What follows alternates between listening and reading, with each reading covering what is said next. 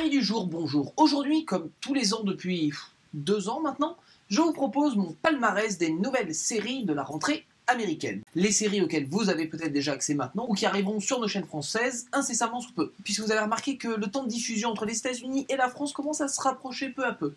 Un des avantages du piratage. Ça rime, donc c'est vrai. Bon alors d'habitude je vous faisais 2 épisodes, un top 10 des pires, un top 10 des meilleurs, ou 5, enfin voilà. J'ai décidé de vous faire un seul épisode avec un top 15, avec le pire et le meilleur des nouvelles séries américaines. Donc on va commencer par 15 étant la pire et la numéro 1 étant ma préférée. Encore une fois je précise, ce n'est que mon avis. Libre à vous de penser l'opposé ou d'être d'accord, c'est comme vous voulez. Bon attention, il n'y a pas que 15 séries qui sortent cette année, évidemment, il y en a un paxon, j'ai dû faire un pré-tri en enlevant les trucs soit qui me parlent pas du tout, soit celles que je sais qui vont pas marcher. Mais c'est mon avis personnel, encore une fois. Enfin, ces séries seront traitées sous le prisme du CQCBCM, soit le c'est quoi, c'est bien, ça marche. Vous êtes prêts? Attention, hein, soyez attentifs, prenez des notes et tout, parce que c'est vos futures soirées qui se jouent là maintenant. On y va? On y va. Commençons par le numéro 15, la série que j'ai détestée le plus, la pire. Marvel's The Inhumans. Pourquoi ils ont toujours besoin de mettre Marvel avant, quoi? Étant donné leur succès constant au cinéma, Marvel a entrepris depuis plusieurs années de s'attaquer à la télévision. Des fois avec succès, les séries Netflix, des fois non. Agents of S.H.I.E.L.D., j'ai envie de dire. Ici, avec cette série, Marvel met en place un plan qu'elle fomente depuis des années, réintroduire les mutants dans l'univers Marvel. Je m'explique. Les droits des X-Men, et par là même le mot de mutant, est une propriété de la Fox, puisque Marvel leur avait vendu les personnages X-Men à l'époque où ils avaient des problèmes de thunes. Depuis, ça fait un moment qu'ils cherchent à réintroduire au moins un équivalent, et ils pensent l'avoir trouvé aujourd'hui avec les Inhumains, personnages auxquels j'ai jamais accroché, perso, dans les comics. Et ils se lancent ici dans une grande épopée de royauté, de super-pouvoirs, et c'est de la merde. Mais genre bien, hein. Les décors sont à mourir de rire, tout comme les effets et les acteurs, à part Ivan Rheon qui jouait Bolton dans Game of Thrones. L'histoire est nulle, et le tout s'apparente plus à un soap-opéra style amour, gloire et beauté version super-héroïque plutôt qu'autre chose. C'est assurément le plus gros échec de cette saison, et le plus gros échec de Marvel, tout court. Alors, au niveau de l'audimat, c'est quand même assez mauvais parce que juste 4 millions pour une série avec autant de promos et tout ce que ça implique avec la machine Marvel derrière, c'est pas bon. Et sans compter le retour critique qui a été évidemment une tuerie phénoménale. Il y a même une rumeur qui circule comme quoi Marvel voudrait déjà couper la série avant même qu'elle ait pu finir sa saison. 9GKL. Un acteur de série retourne vivre, non pas chez ses parents, mais dans l'appartement d'à côté. Et évidemment, ses parents sont assez envahissants. C'est sans compter son prétentieux de frère et sa femme, et son bébé, et le concierge et ses remarques déplacées. C'est de la merde. Je veux dire, même avec le truc des rires préenregistrés et tout, c'est de la merde. C'est une série tout droit sortie des années 80-90, mais pourquoi? Je sais pas. Bénéficiant de l'apport de Big Bang Theory, parce qu'il a été diffusé juste après, il fait un score honorable, genre dans les 8 millions. Mais seulement, il faudra voir si c'était juste l'effet de son lead-in, comme on dit, ou si c'est vraiment le succès de la série. Ce que je ne pense pas, personnellement. Je pense que ça va faire un... Kevin probably saves the world. Alors, c'est l'histoire de Kevin, qui, après avoir essayé de se suicider, retourne vivre chez sa sœur, veuve, et sa nièce, et là, il y a des météorites, et dedans, il y a une pseudo-ange fausse Oprah Winfrey, qui lui dit qu'il a été choisi par Dieu pour sauver genre 38 âmes. Voilà. Kevin Probably Saved the World est le genre de série qu'on aimerait aimer, mais... non. Indépendamment du côté gnangnan du show un peu trop cato, la série a 2 problèmes. La première, c'est une question de ton. La série ne sait pas exactement encore ce qu'elle veut être. Série comique, dramédie, on ne sait pas vraiment. Et l'autre problème principal, c'est son acteur principal, Jason Ritter. Le Kevin du rôle titre qui ne convainc pas, on n'éprouve pas d'empathie pour lui, et pire que tout, il est pas drôle. Avec son concept cuculapraline, ça fait longtemps que vous n'avez pas entendu cette expression, la série ne trouve pas son ton et nous perd, nous, en tant que spectateurs, en chemin. Honnêtement, c'est pas le Pérou. Avec juste 4 millions de téléspectateurs, il vaudrait mieux qu'il y en ait plus qui reviennent, sinon la série va avoir du mal à décoller et à passer le cap de la saison. C'est ce qui va se passer, je pense. Ghosted. Ghosted raconte l'histoire de 2 hommes alliés à cause de certaines circonstances qui devront jouer les Mulder et Scully comiques. C'est vraiment mauvais. Il y a plusieurs raisons à cela. Déjà, il n'y a aucune alchimie entre les 2 acteurs principaux. Je veux dire, les gars, c'est pas parce que tu prends 2 comiques et que tu les mets ensemble que ça va obligatoirement marcher. La preuve. Ensuite, l'intrigue est rushée au possible. Les personnages n'ont pas le temps d'être introduits ou même développés, que l'intrigue cannibalise déjà le show. Il aurait fallu au moins des épisodes de 40 minutes pour bien lancer le tout, au lieu de nous prendre par la main et nous faire tout visiter vitesse grand V pour ça. Ghosted pour l'instant marche assez correctement. Placée entre Les Simpsons et Family Guy, elle réalise déjà un score supérieur à celui-ci. Est-ce que Fox aurait déjà une nouvelle série comique qui cartonne? Ça reste à voir, j'espère pas, mais c'est bien parti pour. The Brave. Je me présente, je m'appelle NBC. J'aimerais bien faire du Homeland aussi, mais je peux pas. Je suis qu'une network. Je peux pas dire fuck ou montrer du cul. Alors je fais de la merde en branche. C'est un Homeland light, avec plutôt qu'un gros fil rouge, une série l'affaire du jour, et ben c'est ni bon ni mauvais, c'est juste là. 6 millions de téléspectateurs d'entrée de jeu, ça la fout mal parce que son placement sur la grille, c'est vraiment du gros prime time. Il l'avait mis vraiment en mode là ça va cartonner, donc là ça la fout vraiment mal. C'est-à-dire s'il n'y a pas une résurgence sérieuse dans les semaines à venir, c'est sûr qu'elle est annulée. The Good Doctor. Le créateur de House revient avec sa nouvelle série médicale de la décennie en nous proposant un remake d'une série coréenne avec un jeune docteur autiste joué par notre plus récent Norman Bates. Cet autiste évidemment génial peut-il être docteur pour autant? Un docteur autiste comme il est présenté dans la série, j'ai du mal à croire, honnêtement. Bon, la série a une vertu pédagogique, c'est-à-dire en nous présentant tout ce que le docteur doit comprendre ou voir à travers des petites icônes. Ce que d'ailleurs les premiers épisodes de House avaient effleuré. En gros, la série est sympa, mais non. Toujours pas, non. Déjà le cas de la semaine, oui je sais, c'est réconfortant, on peut le regarder n'importe quel épisode dans l'ordre qu'on veut, mais moi j'en peux plus, j'ai besoin d'une histoire continue, mais enfin ça c'est mon problème, pas le vôtre. Même en tant que tel, The Good Doctor va peiner parce que son avantage est aussi son défaut, je m'explique. Le jeune docteur, bien que charmant et désarmant, ne fonctionne pas à mes yeux. Imaginez que, bon, c'est du spoil, je vais vous faire un gros spoil, je vais vous raconter la fin du premier épisode. Donc si vous voulez passer à la série suivante, avancez un petit peu, clic clic clic, vous allez la trouver. Mais je vous expliquais, c'est pas un gros spoil, mais j'aimerais vous résumer un petit peu le concept. À la fin de la série, c'est que le directeur réunit le board, c'est-à-dire tous les mecs qui donnent de la thune et qui décident, qui prennent des grosses décisions dans l'hôpital, pour essayer de vendre son concept, de dire voilà, ce jeune autiste, je veux en faire un médecin et je veux le mettre dans l'hôpital. Et donc tout le monde évidemment est en mode non, qu'est-ce que tu veux? Et il amène le docteur fait quand j'étais petit, mon chien allait au paradis, et puis mon frère il allait au paradis, et je veux plus que les gens ils aillent comme ça au paradis, je veux les sauver. Et à ce moment-là, genre, tout le monde applaudit, j'exagère, mais c'est le concept, et tout le monde fait « Oh, bah c'est bon, bienvenue dans l'hôpital ». Non, non. Au bout d'un moment, les mecs, fais-moi rentrer des aliens à ce moment-là, montre-moi que c'est une série complètement hors sujet, mais là, non, là, faut arrêter, c'est plus possible. 12 millions de foyers étaient devant leur téléviseur pour regarder la première de The Good Doctor, qui a été direct renouvelée pour une saison 2. Cash. Donc bon, le concept épisode du jour avec le cas à chaque fois, c'est un besoin qu'ont les téléspectateurs. C'en est la preuve et ça va fonctionner. À mon avis, celui-là, il va tenir au moins 8 saisons easy. SEAL Team. C'est Angel le vampire ou le bouffe de Bones qui est en fait un membre de la SEAL Team. On suit son équipe avec plein d'aventures parce que God bless America.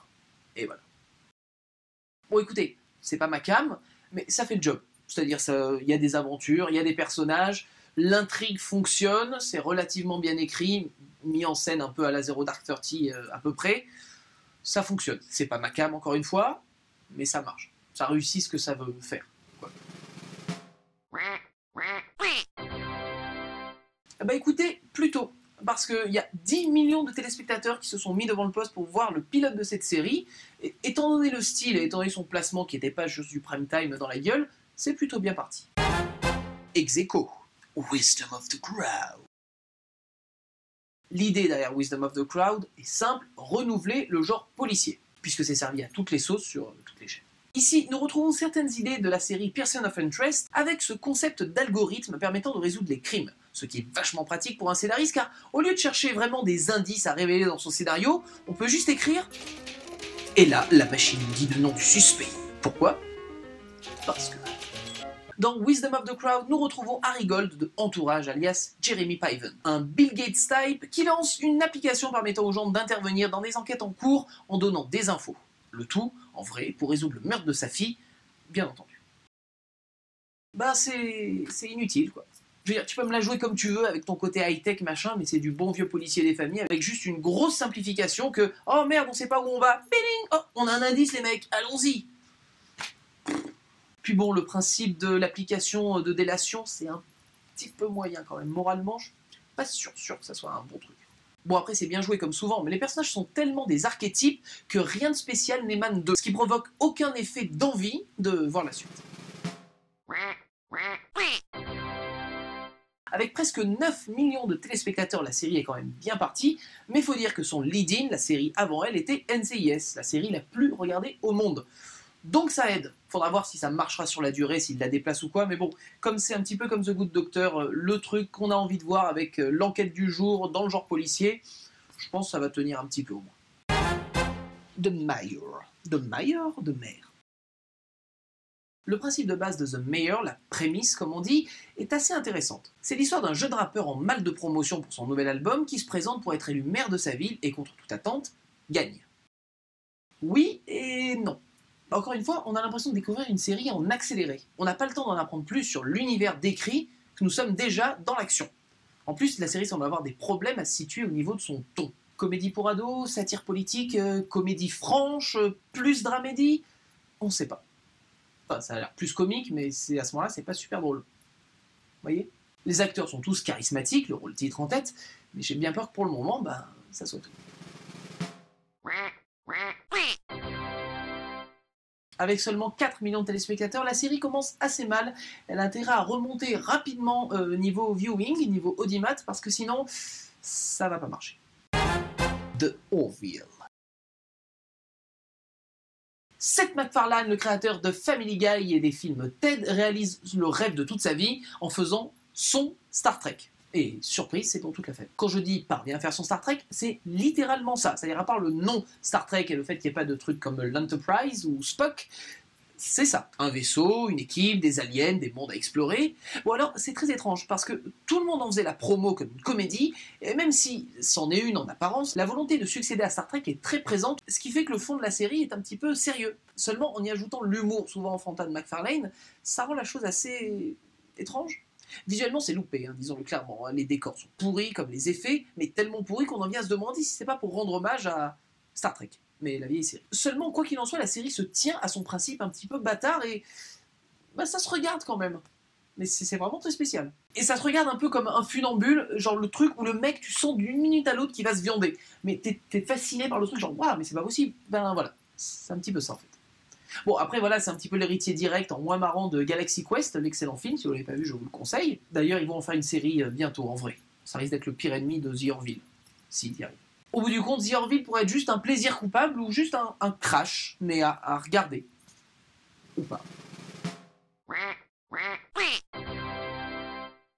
Eh ben oui, parce que la Fox en même temps ils ont joué gros sur la promo et ça a payé puisque la série est très regardée. Bon, notez après que la série a commencé à un prime time, vraiment à une grosse heure alléchante, qui a bien marché, seulement quand ils l'ont décalée à son horaire officiel, elle a perdu à peu près 50% de son audimat.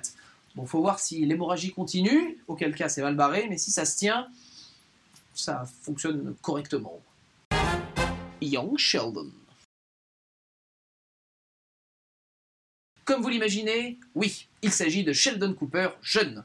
Ses aventures, petit, racontées en voix off par le grand Sheldon et par les créateurs de Big Bang Theory. Honnêtement, j'étais prêt à pisser sur cette série, genre pour de vrai, main sur la fermeture éclair et... déjà, c'est pas du tout ce qu'on pourrait imaginer. Pas filmé en public, sans rire préenregistré, avec une seule caméra et tout, c'est étrangement sympathique. Je dis pas que c'est une série que vous devez voir à tout prix, loin de là, mais c'est étrangement plaisant. Parce que c'est pas de la grosse blague à la con, l'absence de blague plutôt de Big Bang Theory, c'est sympa quand même. Et c'est étonnamment plus profond que son précepte ne le laissait croire. Bon après, reste à voir ce que ça va donner sur le long terme, parce qu'ils ont diffusé un seul épisode et ils diffusent la suite en novembre, c'était juste pour attirer un peu le chaland, donc faut voir si ça va continuer comme ça ou si ça va donner de la merde. Mais sur le principe, quand tu regardes le pilote, voilà, ça passe. Bon, c'est pas juste ça a marché, ça a très bien marché. 17 millions de téléspectateurs, diffusés évidemment à la suite de Big Bang Theory, qui est la série comique la plus regardée dans le monde. Ça aide, encore une fois. Le truc intéressant, c'est que quand t'as une grosse série qui cartonne comme ça et qui met une nouvelle série dessous, faut voir combien de pourcentage d'audimat de la série précédente ils gardent. Et ben, Young Sheldon, par rapport à Big Bang Theory, elle a tout gardé. Donc... Me, Myself and I. Un ancien scénariste de l'équipe de Malcolm crée sa propre série et honnêtement, je ne savais pas trop à quoi m'attendre. Il s'agit là d'un homme que nous suivons sur 3 époques de sa vie, au collège, à la quarantaine et à la soixantaine. Les histoires se chevauchent, s'interpellent et restent en fonction des épisodes dans une même thématique. Ben ouais. J'aurais pas dit, mais ouais. J'avais peur que le principe de base soit noyé sous des blagues lourdes ou quoi, mais ça marche. Et l'écho des histoires rend le tout assez intéressant, même si je suis pas encore convaincu par le charisme de son acteur principal qui a quitté le Saturday Night Live pour cette série. Bah écoutez, c'est loin d'être foufou à la base, hein. Ils ont commencé à 7 millions et en seconde semaine ils sont arrivés à 5, ce qui est un peu normal. C'est-à-dire quand t'as une série, le pilote met toujours un certain chiffre qui s'amenuise quand t'arrives au deuxième. C'est les gens qui ont vraiment accroché, qui restent pour le deuxième épisode. Et là on est à 5, ce qui pourrait fonctionner si ça tombe pas plus bas. Si ça tombe plus bas, la série est dans la merde. The Gifted. Alors c'est la nouvelle tentative de faire du X-Men à la télé en suivant une famille dont la vie est bouleversée suite à la découverte que leurs 2 enfants sont des mutants. Pardon. Étonnamment, oui. Je dis étonnamment parce que, à part Netflix, les séries Marvel, ça fonctionne pas à la télé. On l'a déjà vu, je crois. À l'exception de Légion, ma série préférée de l'année dernière, tandis qu'ABC galère avec la molle Agents of S.H.I.E.L.D. et le très pathétique, comme nous l'avons vu, Inhumans. La série est bien interprétée, prenante, les effets sont convaincants, et même si on sait pas trop encore où ça va, ou dans quelle timeline ça se situe, les films X-Men en ont beaucoup, des timelines. Le tout est assez plaisant pour qu'on ait envie de revenir en seconde semaine et voir vraiment ce qui va se passer.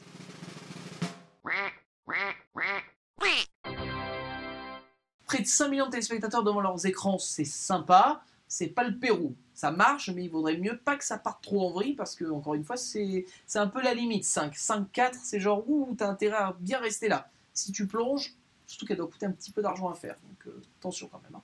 J'espère que ça va rester. White Famous. C'est l'histoire d'un comic black qui essaye de devenir célèbre, une sorte d'entourage sans le côté chiant du « on fait des teufs partout avec des meufs à poil » et sans l'entourage d'ailleurs. Et c'est créé par le mec de Californication. Bah oui. L'acteur principal, bien qu'il en fasse un petit peu trop, est drôle, et donc ça fonctionne. C'est-à-dire t'as envie de suivre son parcours, t'as envie de voir ce qui va lui arriver. L'univers est cohérent, c'est plus les situations qui sont comiques. Il y a Jamie Foxx qui joue dans le premier épisode, qui joue une version complètement délurée de lui-même, et ben c'est assez marrant.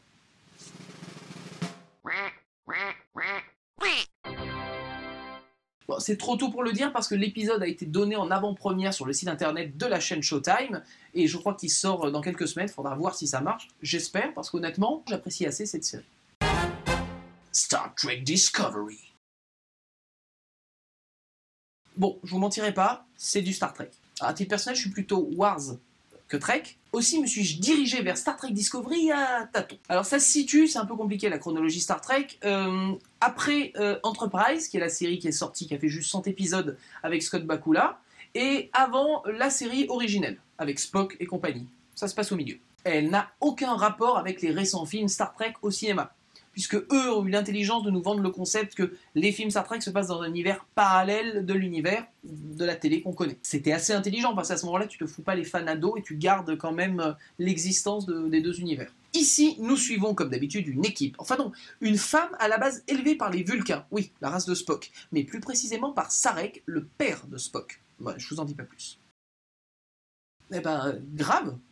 Alors, j'ai été surpris déjà au générique quand j'ai vu Brian Fuller, c'est-à-dire le créateur des excellentes Pushing Daisies, Dead Like Me, évidemment Hannibal et l'excellente actuelle American Gods. Et bah du coup, ouais, c'est bien. Pourtant, je suis pas fan de Star Trek, mais là, je suis dedans. Bonjour, moi aussi je viens d'univers parallèle. Vas-y, on fait pas ça aujourd'hui. Stop, non, j'en ai marre. Non.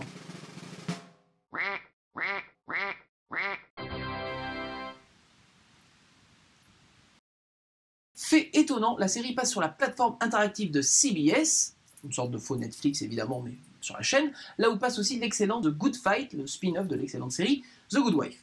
Passons. Donc l'audimat, c'est pas très clair, mais par rapport au succès critique déjà sur Internet, c'est un succès, c'est indéniable. Donc il y a même déjà des discussions de saison 2, donc je pense que c'est là pour rester. Heureusement, parce qu'honnêtement, encore une fois, bah c'est bien. Et ma nouvelle série préférée de la rentrée s'appelle The Deuce. The Deuce raconte l'avènement du porno aux États-Unis dans les années 70 au travers de ceux responsables, soit un barman, des prostituées et leur Mac, et c'est fait par le créateur de la série que tout le monde considère comme la meilleure de tous les temps, The Wire, c'est-à-dire monsieur David Simon. Simon. Eh ben, ça réussit là où Vinyl, dirigé par Scorsese, avait échoué avant, et c'est génial. Les personnages sont tous parfaitement écrits et joués, alors que nous suivons telle une mosaïque toute cette tranche de vie, eh ben on n'a qu'une envie, celle d'en savoir plus. Sans déconner, je veux dire, même sans savoir que nous allons assister à la création d'un énorme business, nous pourrions très bien suivre ces personnages sans avoir besoin d'une prémisse, d'un objet particulier à suivre. C'est top.